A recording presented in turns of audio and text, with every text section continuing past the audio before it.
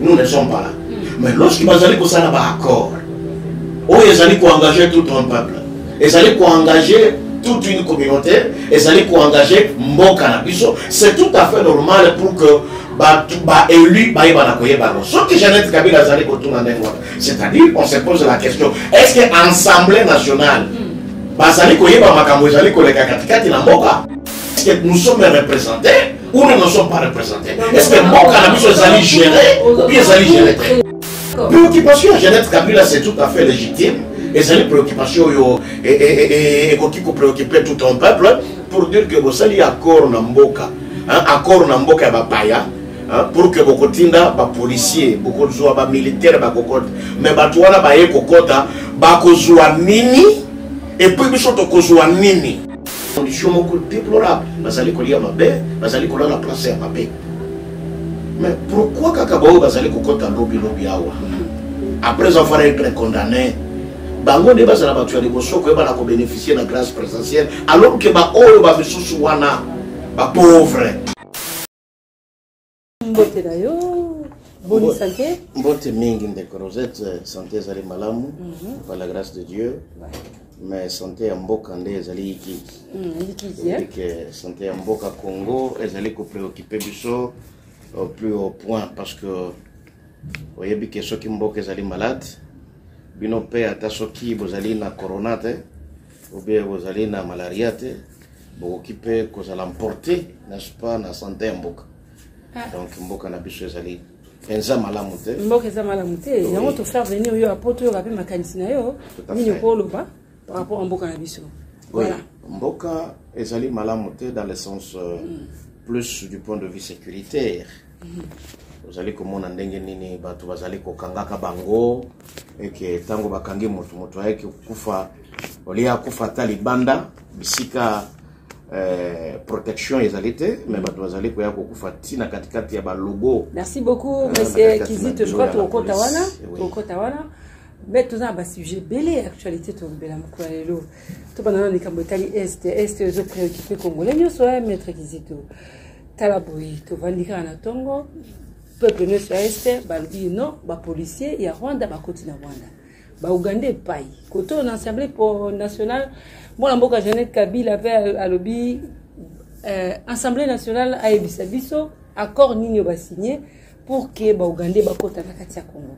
Côté boye, na movi tout na poka ba policiers rwandais ba koti na kati ya Congo. Qu'est-ce qui se passe? Pourquoi vous n'êtes pas d'accord que ba congolais ou encore ba policiers ougandais ou encore rwandais ba kota na mboka pour ba pesa biso Kenya? Merci beaucoup pour la question. On est question d'actualité, pe question munene. O ezali ko préoccuper mboka, ezali ko préoccuper ba congolais nyonso to. Et singeli koyeba que ba gérer ka mboka lokolo zali ko gérer propre poche na yote. Mboka zala ka gérer na façon belé, na façon yo et singeli makambo ye bana kotambola malamu. Mais j'ai comme impression que bato bazali ko confondre manière ba gérer quand même cuisine na bango et qu'on veut gérer aussi la République démocratique du Congo na ndengo wana. Singeli koyeba que ngai comme ressortissant ya est, nous avons encore de cœur qui saigne à l'intérieur parce que bisonde to yebi ba Rwandais bazali banani, ba Ougandais bazali banani. OK. Parce que vous savez pendant la rébellion banda ko kawana ya ba RCD Goma et ba côté moko ezala ki na mbusa nyamwisi tout ça ba rébellion nyoso wana biso to yebaki na kuandire yango. Rwandais abandaki ko cracher, donc il crache sur le visage comme ça et que aux années loko ya kolobate. Oui, c'est-à-dire que quand il parle avec un Congolais, na ton moko ya négligence et si vous pouvez résister, il crache sur vous et voire même ceux qui kobomayo c'est un petit problème pour les Rwandais. Oui, je suis en train de parler avant parce que na zolo bawana ezali tango ya rébellion. Exact. Ezali tango ya rébellion, tango mboka na biso ezali biteni.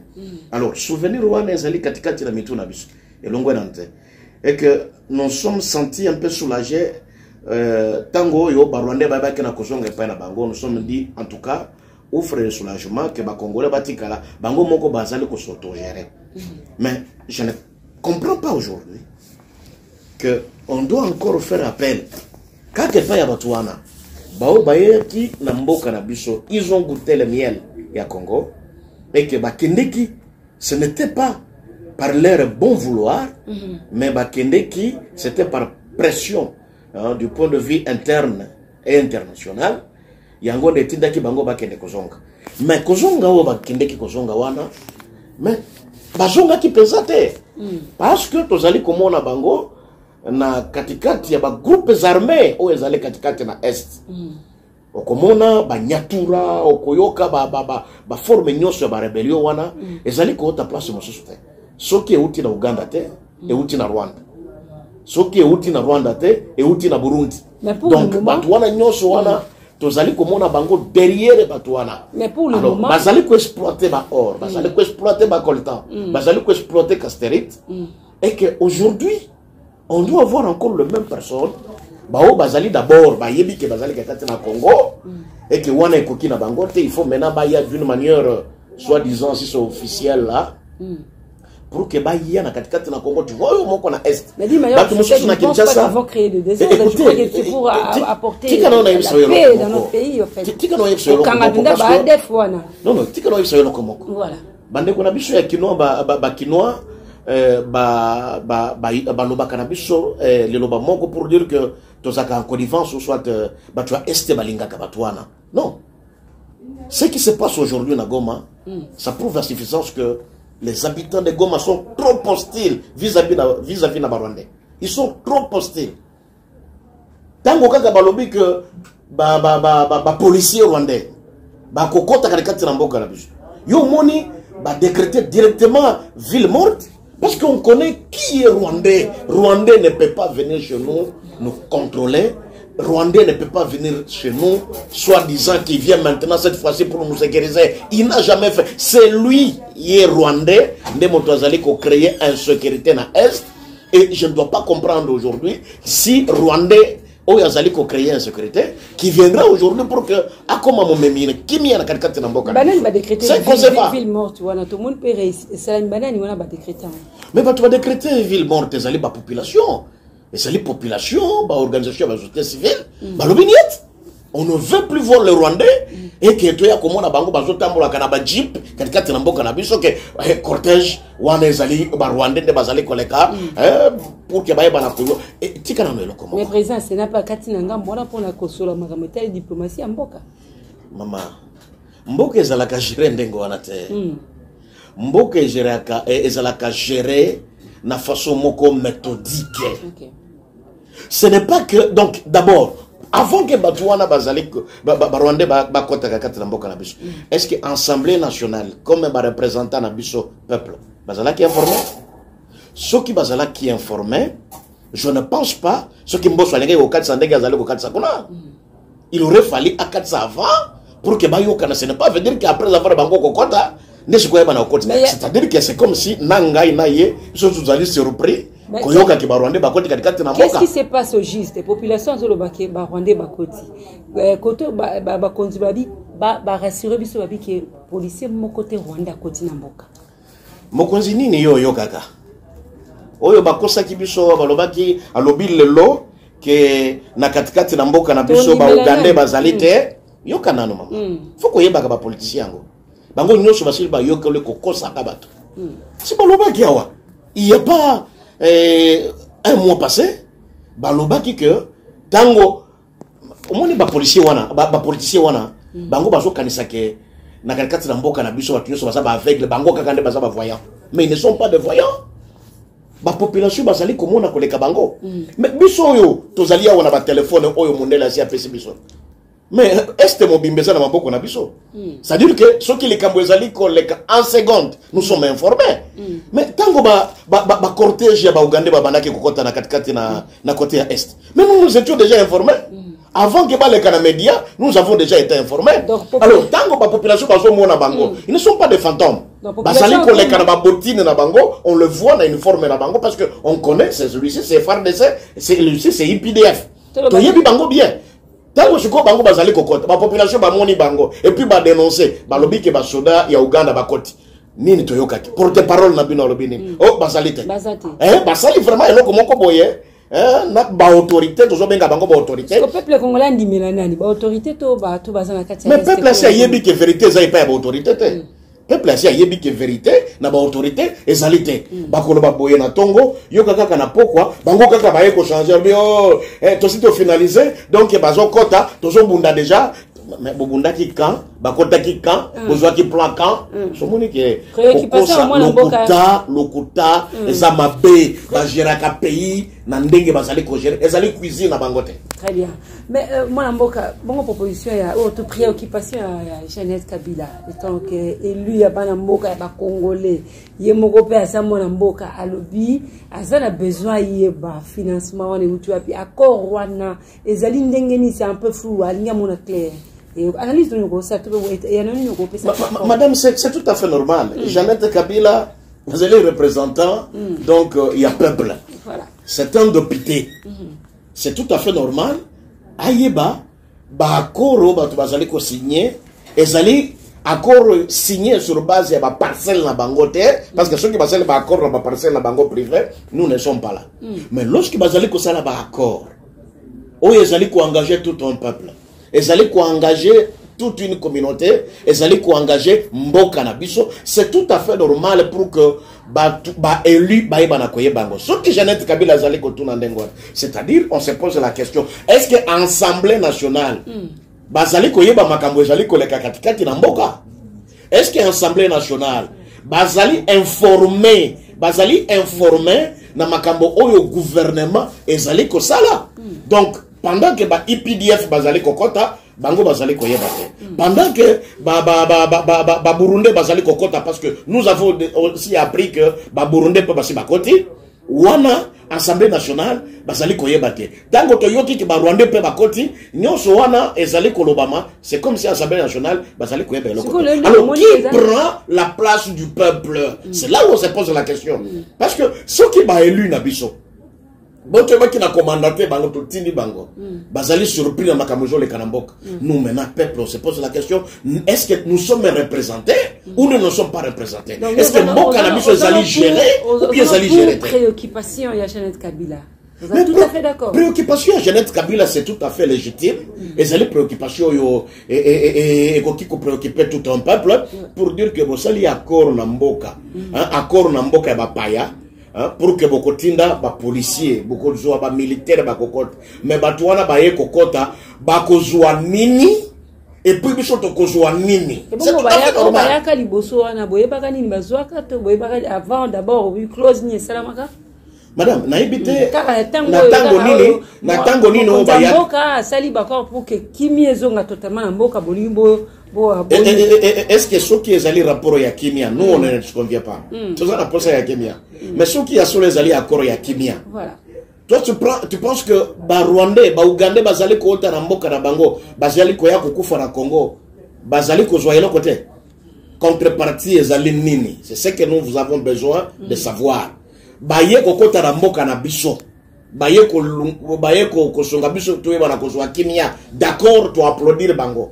Mais to yisengeli pe koyeba na contrepartie bango bakozwa nini toyoka kia wana tango 5 chantiers ezali ko salema Kabila aye na ba chinois mais nous avons compris que ba chinois ba yeko exploiter minerai bakozwa minerai et puis bakobongisa la biso banzela c'est ce que nous donc contrat wana ezala qui quand même aussi au vu de tout le monde nous avons compris mais oyo sikoyo accord esalemi kati ya ba Rwandais na ba Ougandais bango d'un côté Rwandais de l'autre côté Ouganda baebi na ko signer ba protocole d'accord na biso ba signer nini toko pesa bango nini biso toko zua nini alors makambo wana sinde ba congolais bazana posa ya koyeba politique ngo ezoke mabe to pe système ngo ezoke mabe to pe mboka ezoke mabe madame tango mboka tozali koloba ke ezali mal géré ezali kokamba malokola moto azali kokamba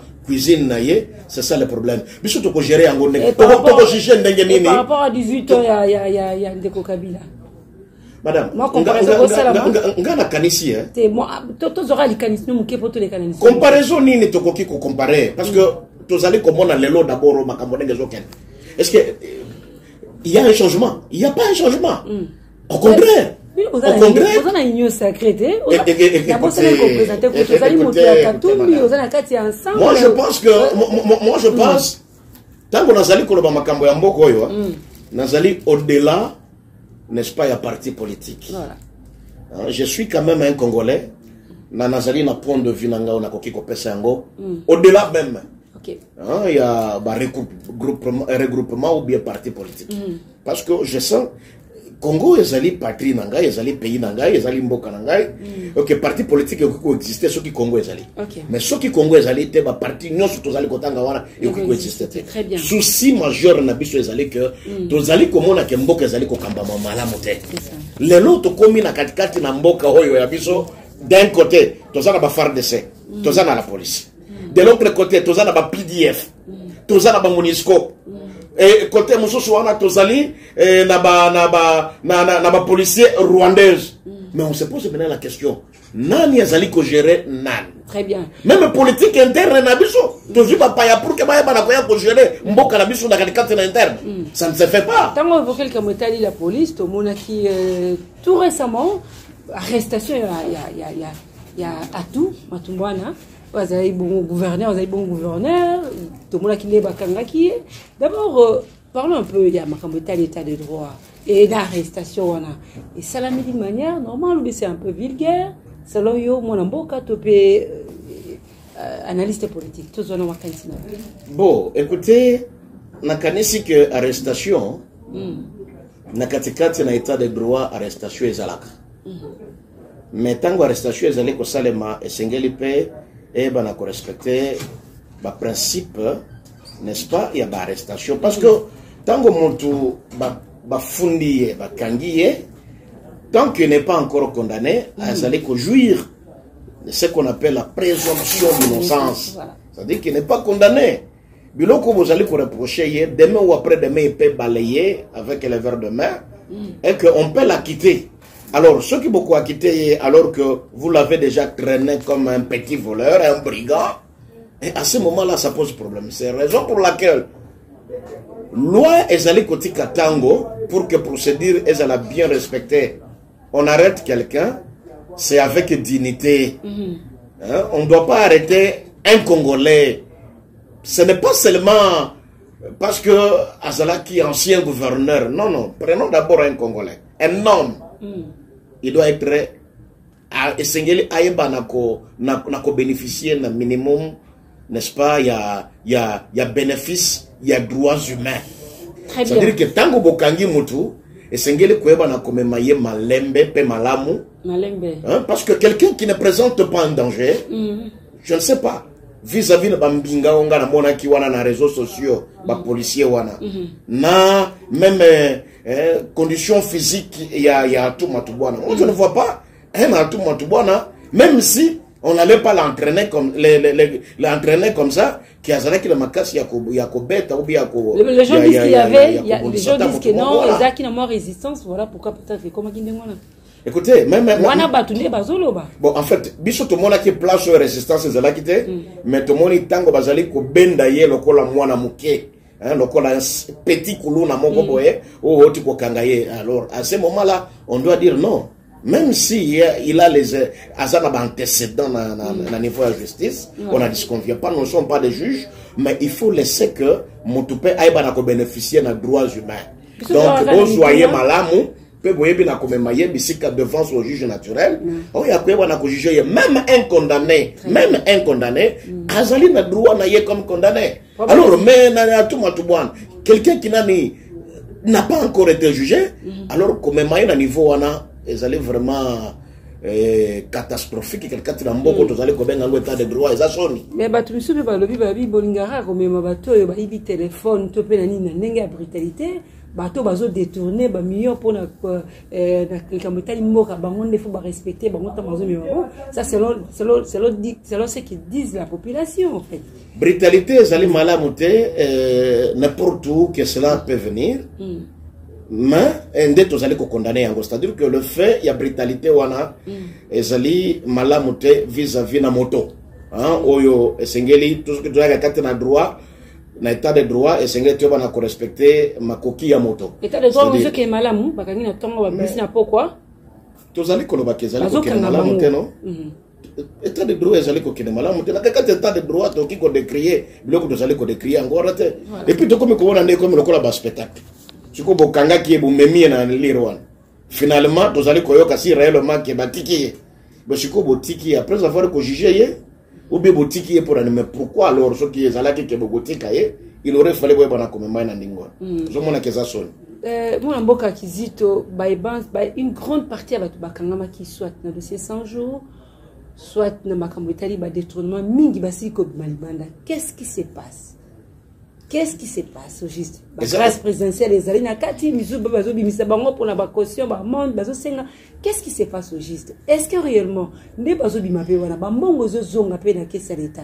Est-ce que Bazo, Zong, c'est Bambongo, Bazaï, qui détourné? D'abord, madame, les alliés Sony, les alliés Sony, à état de droit, aux alliés Kolobelango. Parce que, tant que vous allez comprendre que Batouba Ki, et quelques temps après, Bayeko Bimisa Motu, et que tango Bayeko Bimisaye, Oyeko que ministre de la justice a lobby que Makambouana ya yebaki en côté, il faut Motuana et Banako regagner cellule naye, et quelques temps après, Balobi Baye Bibisi Kazalité, à Limoué. Alors, c'est là où vous allez koloba Kembo que vous allez mal gérer. Toko ki kondimate kelelo, na makala wana, tango batuana bazali kokota batu bazakuna ebele. Eza même batu bazali kuna batikala kosambate. Bazali condamné te. Mais ils ont déjà fait plus de 10 ans et 20 ans. Bazali kuna kakati na makala. Na condition moko déplorable. Bazali kolia mabe, bazali kolia la place ya mabe. Mais pourquoi kakabao bazali kokota lobby awa?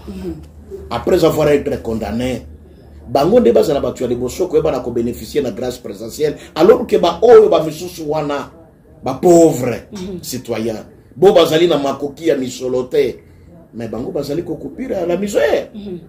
C'est là où nous sommes en train de dire est-ce que état de droit tozali na yango c'est ezali état spectacle ou bien ezali vraiment état de droit oyo batunyo surtout bazali égaux devant la loi.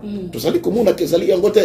Comment se fait-il beaucoup qui côté Kamoto à côté va condamner seulement si c'est de 3 ans et que à celui-ci à taille il en était directement Bolobi qui va gracier et pas tantôt que bazali koloka trace que kombo na yezala qui tantôt Bolobi qui azala qui on ne sait pas comment il bien akobima katikati na sikawa.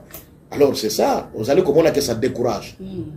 Je me pose la question même Mosala Tobandaki pour applaudir Alingeti pour la kueba na ko décourager ba miibi. Bon, vous allez les colonels en cravate, vous allez commettre tout dans les lois, est-ce que Bakobanga les sous les lois justice? Parce que ceux qui bakoti, bazana 6 mois peut-être, et puis bazana ba condition ya ba VIP qu'on a na carte, et qu'après 6 mois, bakoba na kobima na bango, et tango bakobima, bakoluka bango pe na kishasa bakomona su bango te, est-ce que mbongo ezali kozonga? Mais c'est ça, il faut que tout na chiko état de droit ezali kozongi sanini katikati na mboka. Ba bazali kokanga Bao bazali ko bimisa bango nde question wana kotuna est-ce que bozwaki nini c'est ça le problème tuna ki est-ce que mbongo zozonga réellement na trésor public maman mbongo wazo ke na ba instance judiciaire toye ba mbongo bazozongi sawana bakanga ba détourna kawana. Écoutez, pour que mbongo eba na kozonga il faut tango bakosambisa mutu wana soki ba condamné et que allouer ba dommage intérêt ba condamné pour la restitution eba na kozongi ça alors à ce moment-là, prenons par exemple de Koloko la Kamer. Et là, qu'on a apprendre tout simplement, c'est que à Foutaki caution, il y a $500,000 pour que l'on libérer. On est allé caution. Vous comprenez? Mais les alliés qui yango de mbongo oyo azala qui condamné pour que l'on restituer yango. Est-ce que mbongo a restitution? Et zongaki? Je ne pense pas. Je ne pense pas ce qui est baké na kozonga. Oyo mususu ba otaki ko condamner ye ministre ancien ministre wana Bakonga et que il n'a même pas fait une année à comme il banda. Est-ce que mbongo ezongaki to ezongaki te on ne connaît rien. Merci beaucoup mon Mboka.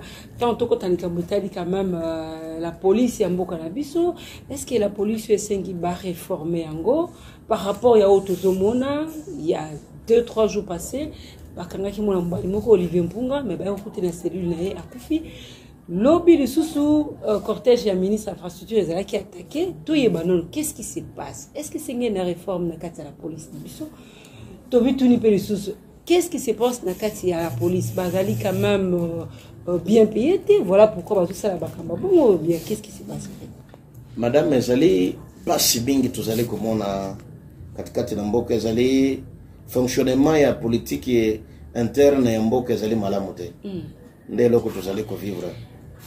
Comment se fait-il bokangi mutu bosili ko maîtriser ya d'ailleurs là été torturé après avoir torturé ba mimi azali na maboko ya la police parce que tango mutu quand même aza déjà na maboko ya la police la première des choses même si azali na ba indice sur ya culpabilité et sengili koyeba na ko encadrer ye malamu pour que mabe ekota yete surtout que azana maboko ya l'état mais comment se fait-il mutu bosi bokangi azana maboko na bino et que on va lui retrouver que le lendemain aza isu na bomo ite donc vous allez comme on a même singa s'il a été pendu na katikati ya cellule bisika baba qui va ko arrêter ça fait mal au cœur. Alors on se pose la question vraiment est-ce que mais il faut pas continuer dans la police va pas démissionner dans le campo voilà qui premier ministre instruire le ministre de la justice na fait pas bal comme ba kanga ba hauteur ya crime. Oui d'accord ko ba na ko kanga ba hauteur ya crime lokola basalaka toujours mais il faut aussi aller plus loin pour que la sanction pèse ya makasi ezala parce que bavure policière est comme mingi katikati na mboka na biso donc koya komona kaka un clin d'œil à l'occasion de rien babeti ba masasi à l'occasion de rien on tue les gens non ce n'est pas intéressant toyebite soki pona yango nde bakomi koloba siko il faut ba policier rwandeuse ba ya kokota katikati na biso parce que ba policier na biso bazali na makoki ya ko ba na ko sécuriser biso te wana komi ko bangisa biso. Donc, les policiers bazali wana censé à sécuriser la population na bien na bango. On arrête lorsqu'on arrête mutuana a esengeli baeba na kolandela ye pour que mbeba e bana kokomela ye tango justice esili ko kangamo. La police a attaqué qui peut cortège, il y a ministre. C'est ça le problème. Mais les policiers azali kokoma na niveau ya kokende ko attaquer cortège. Donc une autorité motozali koleka et puis bokende ko attaquer bokende ko beta masas et comme kuluna. Donc na police na bakuluna bongo yoso bakobe presque ndanga moko confondu. Est-ce que parce que bazali ko recruter mabe katikati na ya la police on ne sait pas nani azali ko sala nini. Tout ça moi je pense que ezali dysfonctionnement ou ezali na katikati ya pouvoir ou ezali ko diriger biso ezali. Merci moi mboka kizito to komi na suka masolo na biso. Vous allez monter ensemble, vous allez cadrer ensemble parti cher ya Moïse Katumbi to ski sani solo wana hein. Ena kisangani ni eleka kuna. Bon, en fait, les lots qui s'engagent comme Wakino ou Bakezali tombé. C'est-à-dire que oui, ça c'est vrai.